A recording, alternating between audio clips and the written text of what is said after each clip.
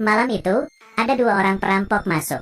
Ia berinisiatif terlihat lemah, dan memberikan perampok mengambil uangnya, dan juga jam tangannya.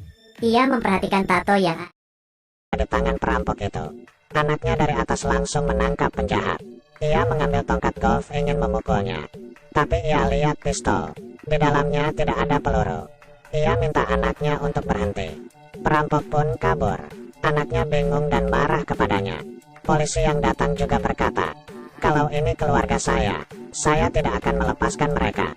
Esok harinya, di kantor, adik iparnya juga merendahkan Hutch. Ia bisa menahannya.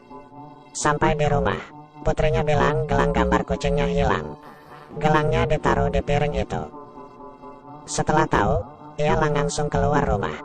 Ia datang ke tempat ayahnya, mengeluarkan senjatanya, dan bilang ke ayahnya ada sedikit masalah. Ayahnya juga mengerti.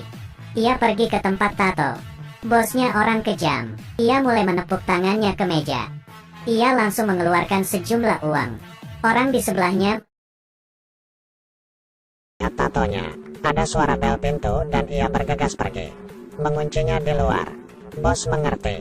Ada yang bisa saya bantu? Bawa saya bertemu dengan orang ini. Kedua perampok adalah sepasang suami istri. Saat mereka mau makan, ia langsung menonjok wajah pria itu. Wanita langsung melepas jam tangan.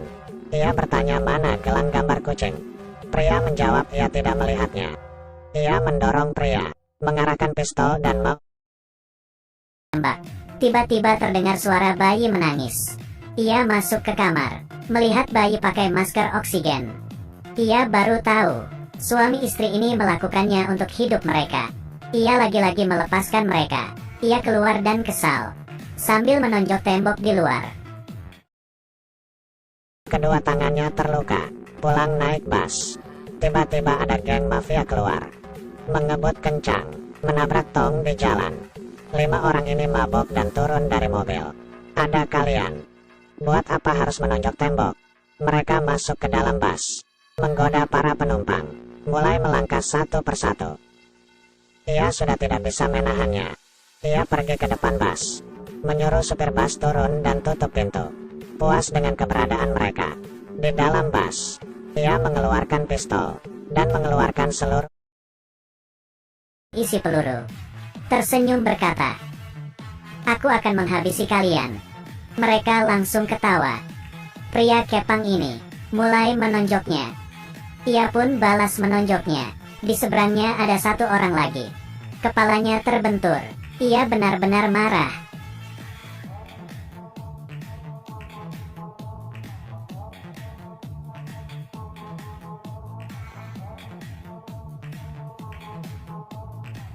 Setelah berkelahi, ia dilempar keluar dari bus. Semua di dalamnya dipukul habis. Hidungnya berdarah, giginya copot. Kamu pikir hanya sampai sini? Ia bangun lagi, dan masuk ke dalam bus. Hari ini mau menghabisi mereka. Satu persatu ditonjok, dan beberapa ditusuk. Orang ini mulai memasukkan peluru ke dalam pistol. Ia putar badan dan mengambil tiang bus. Pukulan pertama di tangannya. Pukulan kedua langsung pukul kepalanya. Supir bus yang di luar terheran. Setelah selesai, ia mulai pergi. Di klub malam, saat Julian ini membicarakan bisnis, ada seorang penjaga melihatnya dengan serius. Tanpa berkata, ia langsung menonjoknya 2 kali, dan dibenturkan palanya ke meja. Orang yang lainnya terkejut, dan langsung bicara bisnis. Ada telepon masuk, buat Julian kaget. Datang ke rumah sakit, adiknya terluka parah. Ia mengambil kursi, dan melempar ke temannya. Tanya dia, siapa yang melakukannya? Temannya bilang ada seorang pria tua. Setelah dengan, ia berkata kamu sedang menipu saya. Ia langsung memukulnya lagi. Teman lainnya tidak kuat melihatnya, dan mengeluarkan sebuah kartu kerja. Saat Hutch di rumah, ia dapat telepon dari Julian. Karena orang yang kemarin dihajarnya. Ia mencari tahu siapa dia. Ia adalah mafia paling Saya memegang ratusan juta uang tunai. Dicari tahu dari kartu kerja Hutch. Ketemu data ayahnya. Dan lewat data rahasia, tahu ternyata Hutch pembunuh yang berbahaya. Mereka menemukan alamat rumahnya. Merasa ada yang tidak beres, ia langsung membawa istri dan anak ke bawah tanah, lalu mematikan lampu.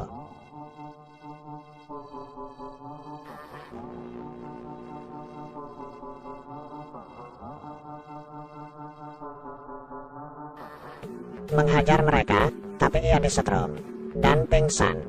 Mereka membawa Hutch ke dalam bagasi, bersiap membawanya ke Julian. Saat ia sadar, ia mulai mencoba melepaskan tangannya dan membuka apar.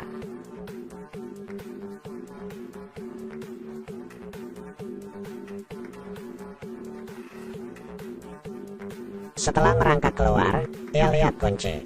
Semuanya telah dikalahkan. Ia menelepon ayahnya, beritahu situasinya makin parah. Lalu kabur pulang rumah. Dari bawah tanah panggil istri dan anaknya, menyuruh mereka pergi. Ia mulai mengeluarkan batang emas, minum bir dan membakar rumahnya, bersiap untuk pertarungan terakhir. Julian menyuruh anak buah ke rumah ayah Hutch. Mereka mengira ia tidur saat mau menembak. Tiba-tiba,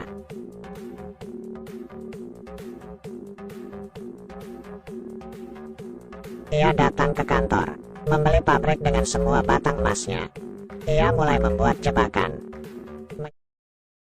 menyiapkan senjata, mulai merakit jebakan bom. Jebakan di lantai. Semuanya sudah siap. Ia membawa bensin, pergi ke klub malam. Julian sedang menari dan menyanyi di panggung. Di tengah nyanyian, ia sambil menembak. Penjaga pintu, monitor, keamanan. Semuanya tidak ada tersisa. Ia memasukkan bensin ke dalam tangki. Nyalakan api. Semua uang basah karena bensin. Ia mengambil setumpuk uang dan melemparnya ke dalam. Saat Julian sedang menyanyi, ia sadar di depannya adalah sedang makan steak. Ia turun dari panggung. Di sekitarnya ada 40 lebih pistol. Ia bertanya masih berani datang. Ia mengeluarkan bom, meminta ngobrol berdua. Anak buahnya langsung pergi, dan ia duduk. Hutch bilang uang dia sudah habis terbakar. Kenapa tidak mempertimbangkan buka warnet pas pensiun? Julian langsung marah. Ia juga tidak berani apa-apa karena bom ini. Misinya berhasil dan mulai pergi. Balik ke mobil, dalam 3 detik. Julian mulai mengejar. Hutch melaju. Julian balas dendam. Di jalan sambil menembak. Terpaksa ia harus masuk ke gang. Di depan ada mobil musuh. Di belakang juga ada musuh pegang senjata.